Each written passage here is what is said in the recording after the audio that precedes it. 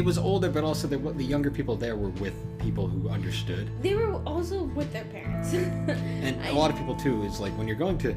So let's talk about the price for a minute here. Yeah. So going into this convention, my biggest question was, what were these games going to cost? Because it's not a secret. The retro gaming market right now is insane. Yeah. Prices are fluctuating ridiculously, and it's very hard to track. So I was a little curious how this was going to be, because when I went in 2019, it was expensive, but I knew what I was looking for the most part. This time around, I had no idea what I was going to expect. Yeah. And yeah, for the most part, it was pretty... it was expensive, I'll say that. Yeah. The prices were definitely... I was expecting it, but they were definitely higher than what I was used to. So that was partially part of why I think people were more behaved, because frankly, you weren't getting... There wasn't going to be a whole lot of wiggle room with a lot of this stuff. Yeah, there definitely wasn't. I do notice too, one thing is if you go in with a good attitude, a lot of times they'll cut you a break. If you immediately go in and are confrontational about prices and are like, could you do this? And you say it very kind of snotty, you're not going to get a deal. Yeah. If you're nice about it and you work with them, chat it up. Don't be there in the way. Yeah. But chat.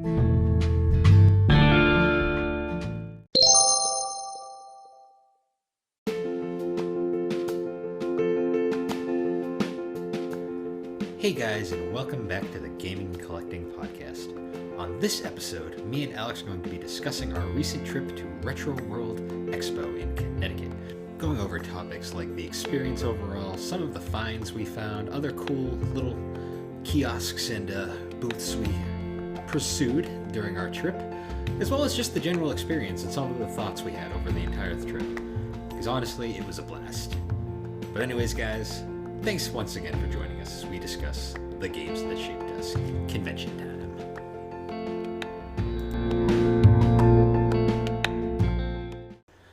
So, how you been?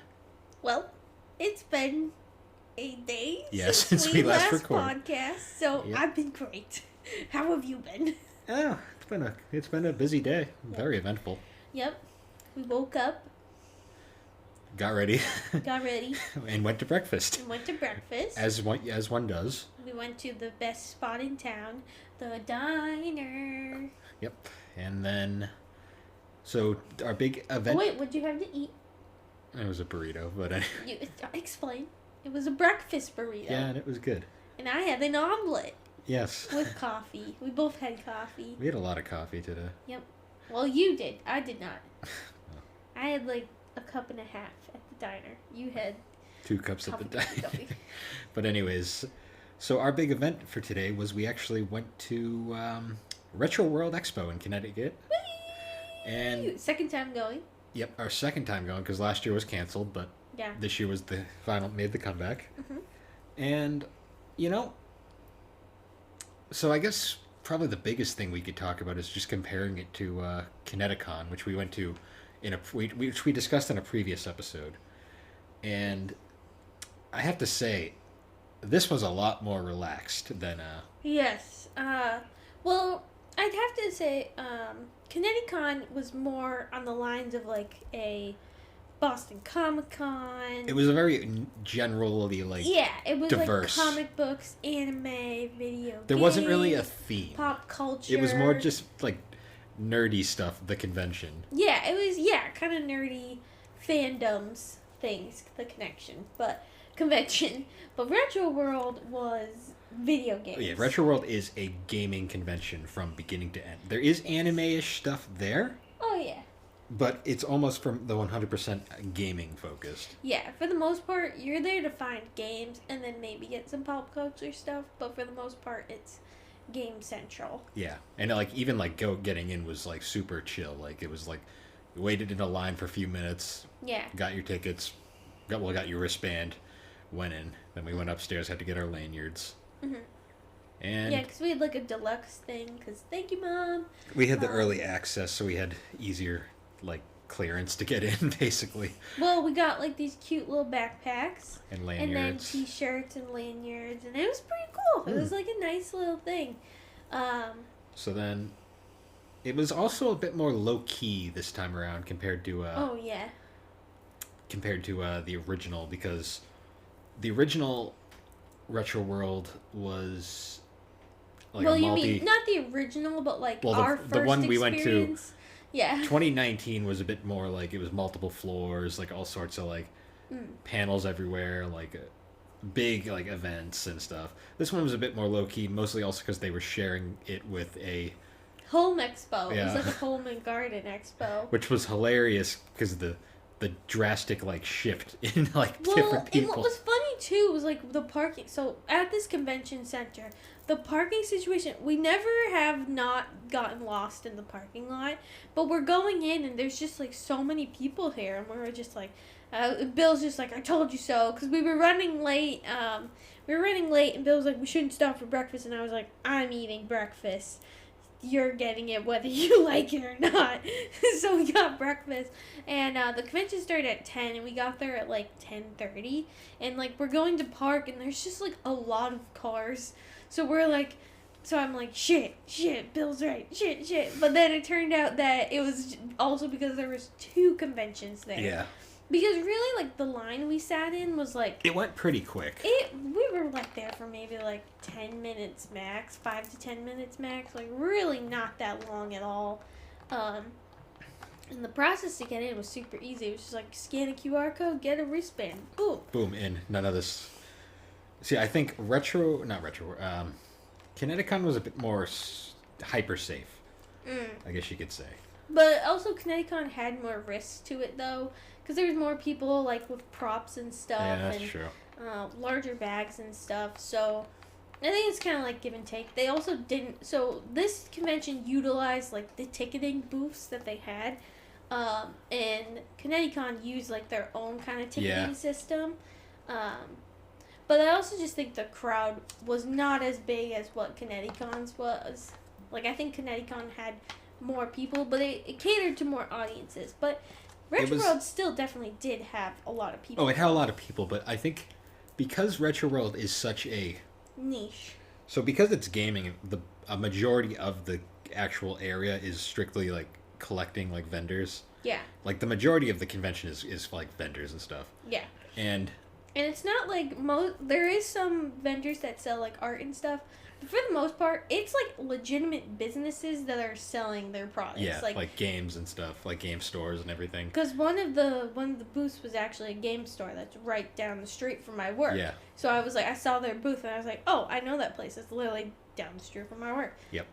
But the whole thing with it is, what the people in there for the most part know what they're doing. Like there's no like casuals, kind of like wandering around that don't know anything.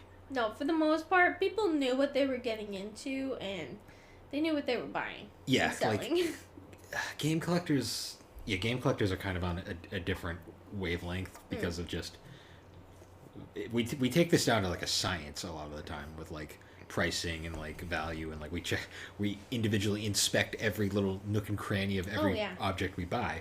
Because it means something. It's important to us. This means something. It kind of does. Yeah. So, getting in was pretty interesting, and I will say manners were definitely a lot better at Retro World. I think for the most part, everyone was a lot more respectful. Kept their distance. Like there were spots where it was crowded, but for the most part, like there wasn't people shoving. Most people like they'd go in a booth if they didn't see something, they'd leave. They wouldn't just hang out. Like they wouldn't ask for Wii games.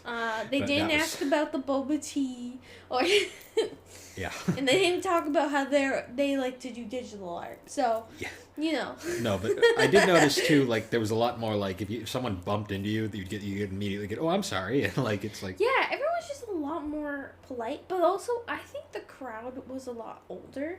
Well, it was older, but also the younger people there were with people who understood. They were also with their parents. And a lot of people, too, is like when you're going to... So let's talk about the price for a minute here. Yeah. So going into this convention, my biggest question was, what were these games going to cost? Because it's not a secret. The retro gaming market right now is insane. Yeah. Prices are fluctuating ridiculously, and it's very hard to track. So I was a little curious how this was going to be, because when I went in 2019, it was expensive, but I knew what I was looking for the Yeah. most part. This time around, I had no idea what I was going to expect. Yeah. And yeah, for the most part, it was pretty. It was expensive. I'll say that. Yeah. Like, the prices were definitely. I was expecting it, but they were definitely higher than what I was Yeah. used to. So that was partially part of why I think people are more behaved because, frankly, like you weren't getting. There wasn't gonna be a whole lot of like wiggle room with a lot of this stuff. Yeah, there definitely wasn't. I do notice too. One thing is if you go in with a good attitude, a lot of the times they'll catch you at break. If you immediately go in and are confrontational about prices and are like, "Oh, like, could you do this?" and you say it very kind of snotty, you're not gonna get a deal. Yeah. If you're nice about it and like you work with them, like, chat it up. Like, Yeah. don't be there in the way. Yeah. But like, chat it up. Be friendly. Yeah.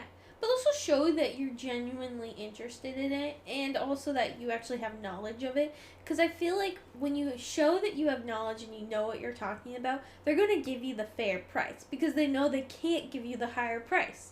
They can't, like, not that they'd scam you, but, like, if you go in and you're clueless, like, hell yeah, they're going to charge you the more high-end price of the scale, you know? I did notice, though, some of the vendors weren't as friendly as they were in 2019.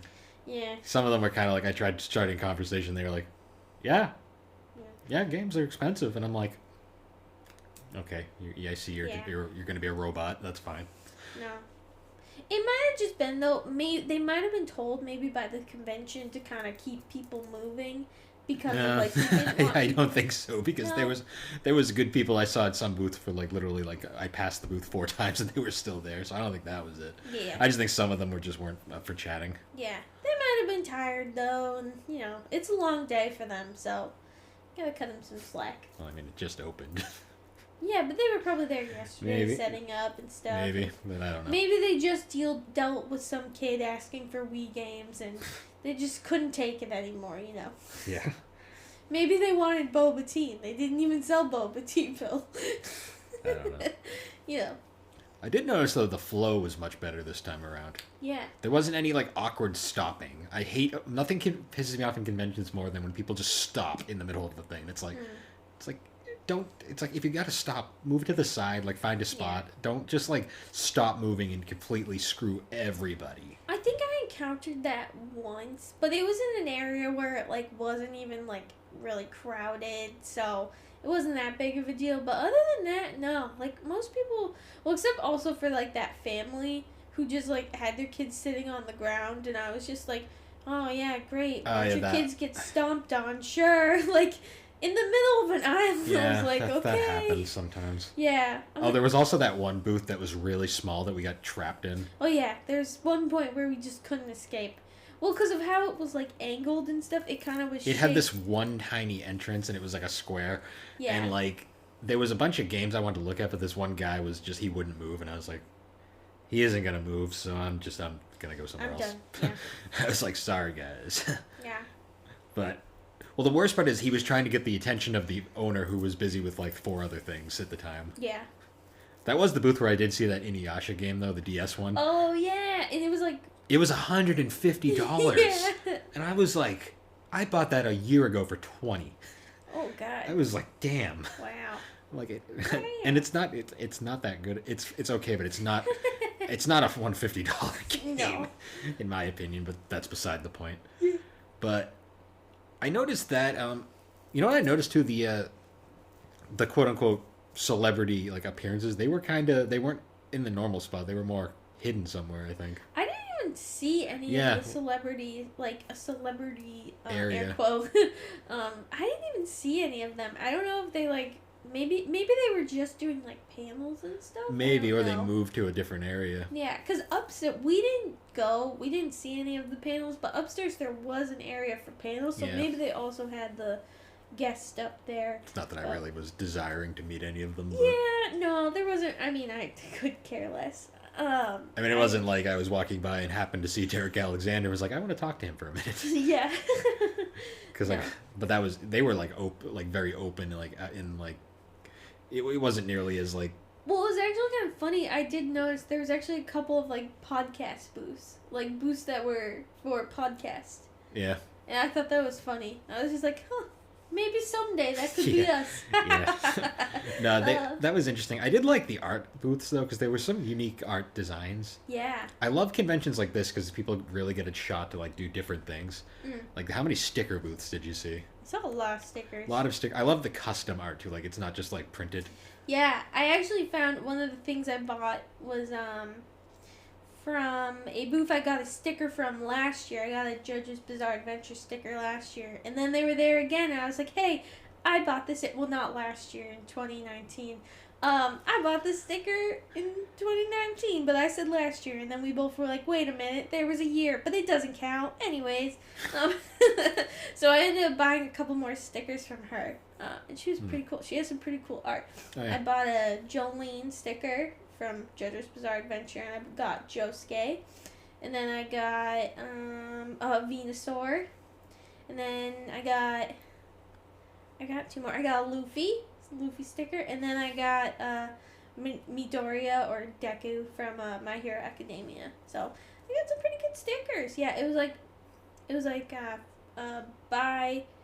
like $1 each sticker, and then it was like buy 4, get 1 free. So. Yeah. Yeah, there was a few cool things. I got this nice Inuyasha and Kagome sticker, as well as I got this cool little like bead art of Tifa from Final Fantasy VII. They were really cool, that booth. Yeah, they had were really nice. They were personable. They had a whole bunch of different ones. If I had more money, because this was after I had already blown all my money on games, but yeah. I grabbed one of those. There was a couple more I liked, but I held off. And then, the poster booth was really nice, too. Yeah, the poster booth was really nice. They were Bill super... bought me a present. I bought you 2 presents. He bought me 2 posters. And I got this little... Ace Attorney, like, little postcard, too. That was really nice. Yeah, and then Bill bought me a One Piece poster. And then it was the One Piece and a Mob Psycho 100. Yep.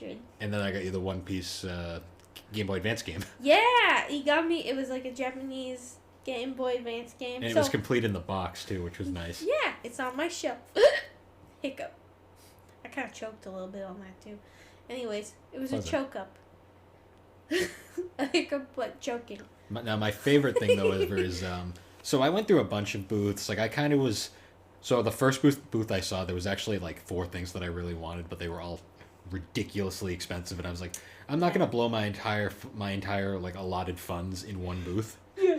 So I held off, and I found 3 Sega CD like full motion video games that I was like, I want to play these kind of. So I bought them, and they were all like 15 a piece, and I was like, okay, that's easy. Yeah. Like, and they were complete, like boxed, the big boxes and everything. I can't complain. Yeah, and I was like, I can't pass that one up. That's a great deal.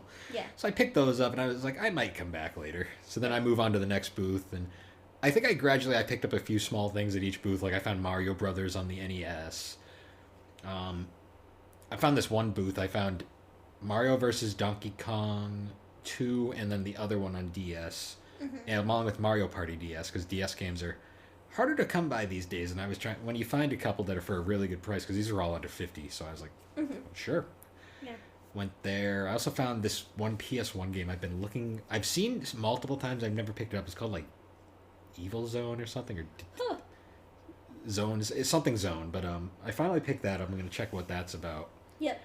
And then I think one of my first mega purchases, because I had 2 distinct like big purchases. Yep. My first one was I finally got Vandal Hearts 2. That was $150. I wasn't super thrilled to pay that, but it is what it is. It was mint. What are you gonna do? Yeah. And I'll get to the other one later because it was the last thing I bought. But we went around. You kept going off because I would. Well, you would be at a booth, and then I would just go on adventure and, like, find other things. Because there was a booth that was selling anime figures, but it was mostly just, like... it was a lot of ReZero figures. I don't know her name. The one with the blue hair. She's pretty iconic. They had a bunch of those. They had a bunch of Demon Slayer figures, but... I like Demon Slayers, but, like, I'm not a huge fan, so I passed on that. I was kind of surprised, though. There was, like, no My Hero Academia figures, and I was kind of, like, unless they sold out immediately, I was kind of surprised they didn't have any. But I wasn't really looking. I was kind of surprised there was even any figures at all. Yeah. But It was cool, but I'll probably just go to my favorite store in Connecticut Yep. and get one there. But I- I'll probably I do also- that after like Christmas. Yep. I also found a boxed copy of Killing Time for the 3DO, like the big cardboard box and everything. It's Oh, not in the sick. greatest shape. I'm gonna have to do some like box surgery when I get home. But Box surgery. it's a thing with old video game boxes. You should like do like a little like time lapse video. Like put your camera up while you're doing it and like time lapse it. That'd be kind of cool to post on your Instagram. Yeah, maybe I'll think about it. Yeah. Yep, and then I got that, and the last two games I bought before we came back was I found two Atari Jaguar games, Raiden and this game called You don't even know. Club Drive. It's probably garbage, but it was cheap, so I bought it. Yeah.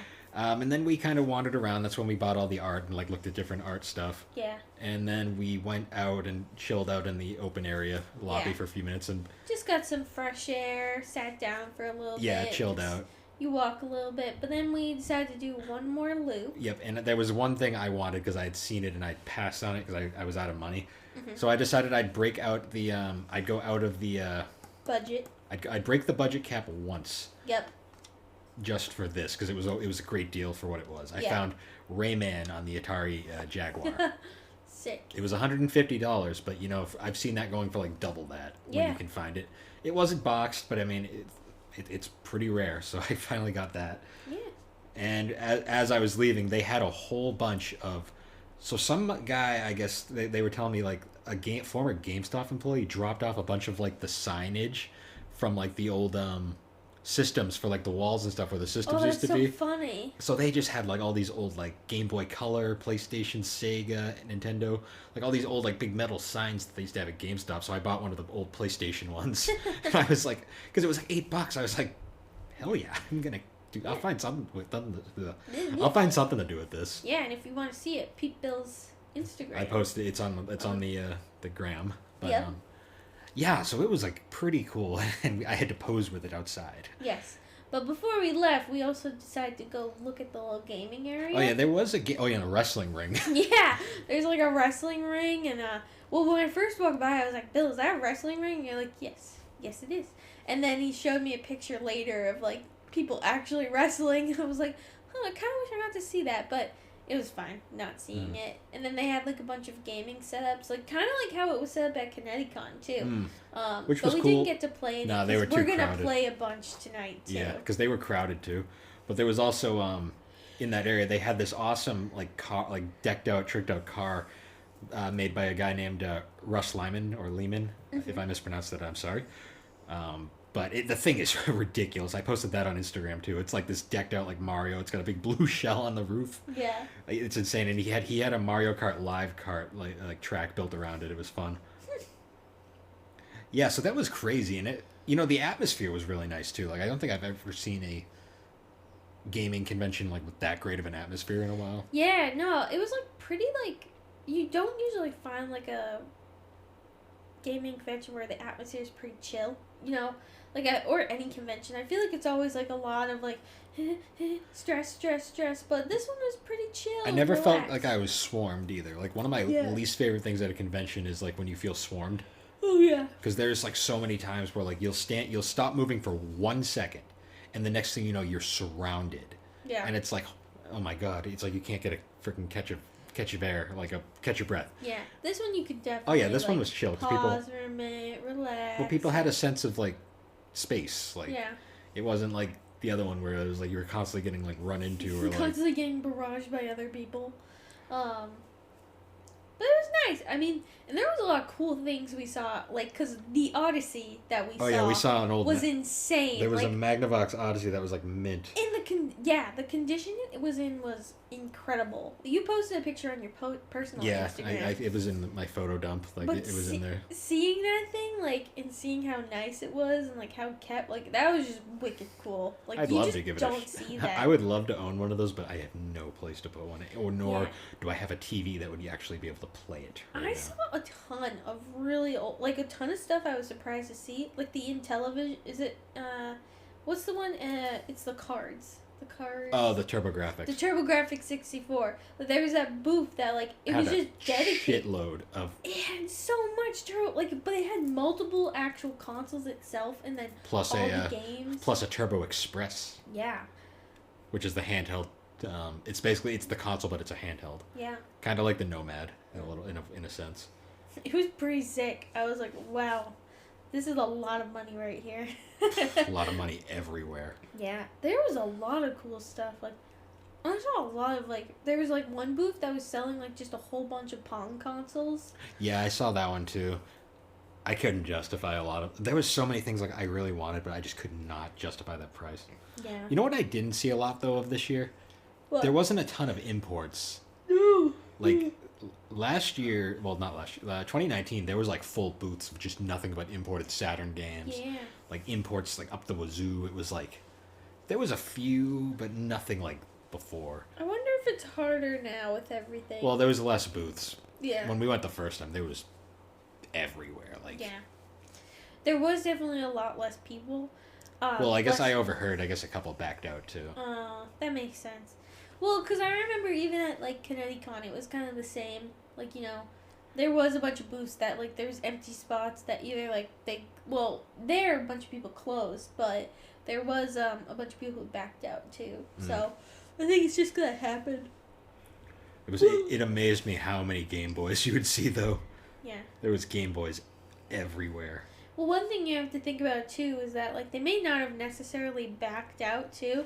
They may have, like, I don't know, like, someone in their family or family group got COVID or something. And, possibly. Like, had to, like... they specifically said backed out. Yeah. So I'm not sure. But, yeah, it was crazy. I mean, a good way to blow a lot of money. Oh, yeah. But it was fun. And it was definitely... And it's fun going down there to Hartford.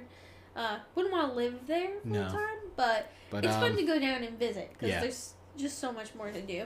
But before we get in further into that, we're going to take a quick break and we'll be right back. Woo! Break time.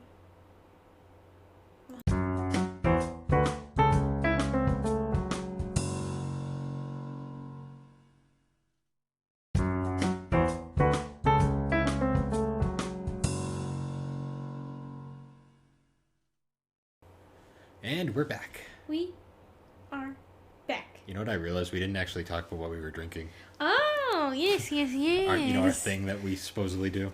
All right, what are you drinking, Bill? I'm boring, and I'm drinking a unsweetened green tea that we've got that we'll actually get into in a bit. Yes, and I am drinking. Well, I was actually drinking a funner drink, but now I'm drinking the same thing I drank in our last podcast, a Dell's Rhode Island hard tea, because it's so good. Yep. But anyways, so after the convention, well, actually, you wanted to talk about your shirt. Oh, yes. I got many compliments on my shirt. There was a lot of One Piece fans at the convention. I got this crew neck sweatshirt, and it's like a dip dyed, and it's one piece, so it's yellow at the top, white in the middle, and then a heathery gray dipped at the bottom, and then it has a red One Piece logo, and I got so many compliments on it. I had a ton of people say, that's a really cool shirt. Where'd you find that? And I'd be like, I got it on the Box Lunch website. Woo! But that's also how I got pointed out the One Piece Game Boy game. Because the owner of the store was a big One Piece fan. Yep. And so was I. So we had a connection. It's a cult. A One Piece connection, because it's not a cult. It is a lifestyle. No, just kidding. So a cult. Fuck you. I just assaulted Bill. Physically. With my fist. Okay. But anyways, so after that, we headed out and we got lost in the parking garage. Yes, like always. Because for some reason, I can never figure out how to get out of the Because the arrows are so confusing. The arrows are really confusing. That people drive like morons in parking garages. Yeah, I've noticed that like people drive way too fast in parking garages. Like, I don't even gas. Like, I literally just let it roll the whole way. That's it. Like, I don't gas at all. But some people fly around those corners. It's like, ugh. You're gonna kill somebody. So, after, so when we finally escaped the parking garage, we decided that we would go to Cheesecake Factory after, because what other after convention activity could you think of? A lot of things, but... Well, fuck you then. Anyway, but before we did that, it was down in West Hartford. So before we did that, we decided, we're going to go to one of my favorite stores. It's called Maruichi, and it's this Japanese grocery store, and it basically imports a bunch of stuff from Japan. So we walked around there. I got like this boba tea kit, so I can try and make boba tea at home, and I'm real excited about it. That's where I got my green tea. Yes. I also bought some coffee, Japanese coffee. Yes, I got this peach tea, and then I got this takoyaki, which are these like little, I might have pronounced that wrong, don't judge me, but there's little fish things. Usually they're filled like these little fish cake things. They're not fish cakes though, where they're made of fish. They're like shaped like a fish, but they're cakey. And the ones I got were filled with custard. But they also make them filled with red bean paste, which is okay. I wasn't a huge fan of the red bean paste when I tried it in Japan, but I love the custard buns. So these ones aren't made fresh, but they're still pretty good. I've gotten them before. Yeah, and then I was walking down the street drinking my Japanese coffee. Yep, and I was drinking my Japanese peach drink. It wasn't tea. It was kind of fizzy, but I liked it. Yeah. So we went there, and then we went to Barnes & Noble. Yes. Because what else do you do but go to Barnes & Noble? They aren't really books. Bookstores are starting to become a scarce thing. So. I know. But there's like 30 of them in Connecticut for whatever reason. Yeah, Barnes & Nobles are happening in Connecticut. It's funny because they have full-on manga sections now, which is just insane. Yeah, and they're probably the most popular section because you ended up buying a manga from there, right? Yeah, I got the first issue of Mao, which is Rumiko Takagashi's newest manga she's writing. Which is Inuyasha Part 2. Well, no, they're unrelated, but you can see the Inuyasha vibes from it. Yeah. And then I got two things from there. The first thing I got was the My Hero Academia 2 Heroes movie, which I had seen before, but I couldn't find it anywhere, so I ended up just buying it because it was only like $10, so I was like, hell yeah, I'm gonna buy it. And then you bought your book. That. And then I bought Lore Olympus. Sorry, I can't speak. Volume 1, which is a webtoon, and it's the #1 webtoon on the webtoon app. And it was really cool because I've been following this series since it first came out on Webtoon. And it's just really cool to see where it's become. You can find it at a bookstore. You can buy a physical copy, which is pretty sick. And then it's also getting an anime adaptation as well. So it's pretty awesome. And the art style is really cool and unique, and it's a cool story. It basically takes on the story of Hades and Persephone, but kind of gives her own spin on it, and it's really cool. I recommend you check it out. And then we donated books to charity. Yes. When we were checking out, they had an option to donate. It was spend $5 to buy a book to donate to charity, donate to kids in need. So we both did. Yeah. I bought a Loki children's book. I don't even remember what it is. Yours was Paw Patrol. Was it? I just told them whatever was on top. So yeah. It's whatever's on top, it doesn't matter. Yeah. So, if you're out there shopping for things, and you have $5, especially if you're at a bookstore, do something nice, Because when you do something nice, it comes, you gotta pay it forward because it'll come back to you. Yep. But yeah, so then after that we wandered around downtown Hartford for a bit. Yeah, we got our steps in. There's a lot of restaurants, so it kind of counteracted our goal of finding something to do before we eat. So yeah. We ended up just taking a good old walk, and it was fine though. And with the demanding crosswalks. Yes, the crosswalks down there are very demanding. They're just wait, and they just yell at you. Remember that one woman who sprinted the second it went? Yeah, she booked it. I was there's a girl who just sprinted, ran. I was like, oh my god. I don't know. She was trying to catch up to something. I have no idea. I don't know. It was fun though. I got this cool picture of like a Hartford like mural that I saw. That was pretty cool. Yeah. I'll probably post that on my personal account. West Hartford's nice, very nice area. Like I never feel worried about being down there, which is good. Yeah, and then we had our Cheesecake Factory. Yes, it was very crowded, and I don't know why, but we're cursed. Every time we go to Cheesecake Factory, we get to sit next to like a crying child. Whatever, and those seats are always crammed too. Yeah.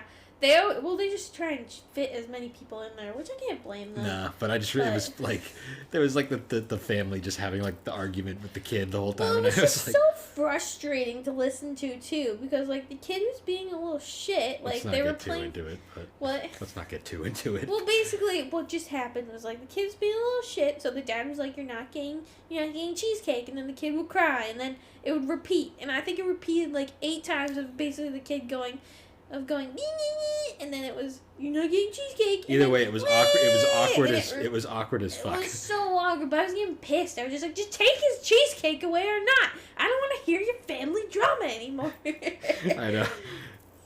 And then the couple on the side of us was like, they were spilling some serious tea over there. Yeah, they were spilling some serious. That's the funnest. Honestly, that's part of the experience at Cheesecake Factory. It's just that you're going to overhear everyone else's conversation. I was like, I don't want to hear about. I'm sitting here. I don't want to hear about your life. Yeah, you know. And then we're trying not to be obnoxious in the middle. Yeah, we're just like, Meanwhile, our poor waitress is like dealing with 4 different people at once. And like, I don't know about you guys, but like, whenever I'm at a restaurant, I try to like do my best to make the waitress's job easier, because I know it's not easy being a waitress, especially right now because every restaurant is understaffed.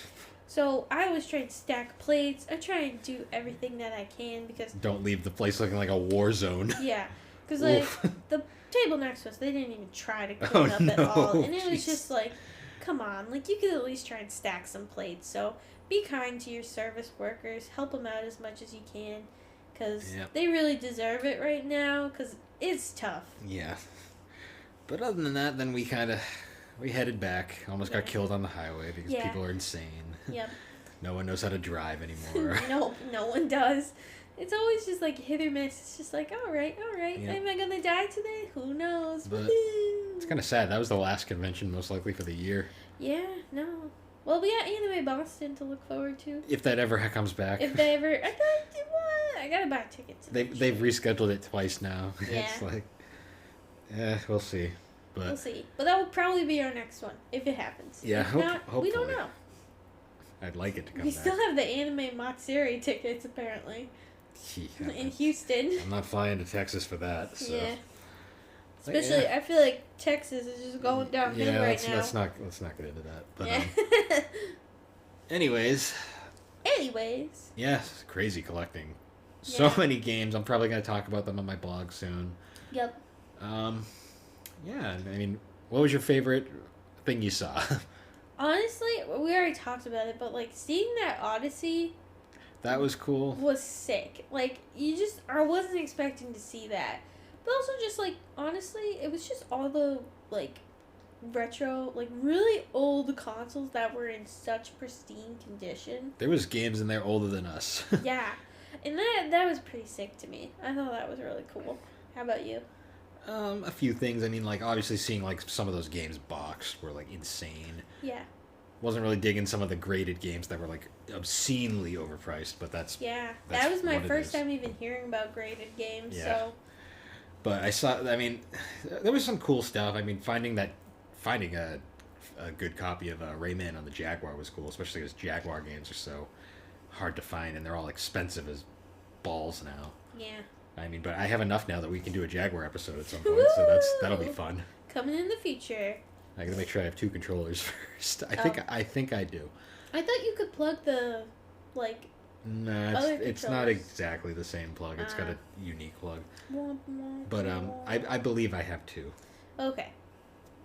But yeah, so short episode this time, guys. But we want to just kind of give a brief recap of Retro World. It was blast, epic time. I definitely recommend checking it out next year if you're into game collecting or playing games themselves, because they have a bunch there, or just going to a convention that's more low key and less stressful. Just remember to bring money because it is not it's not a cheap convention. It's not cheap, but it's a good time. I mean, so. you can. The art stuff is is all fair and reasonable. Yeah. But if you're going for game collecting, yeah, it's be not, prepared. Be prepared to spend because it's not cheap. Yeah. This is an expensive hobby. Although we don't know what's going to happen next year. The whole market could crash for all we know. Yeah. Who knows? The bubble's going to burst at some point. Who knows when? What? But, anyways. He hit me. I did not. Should I see if there's a llamaker?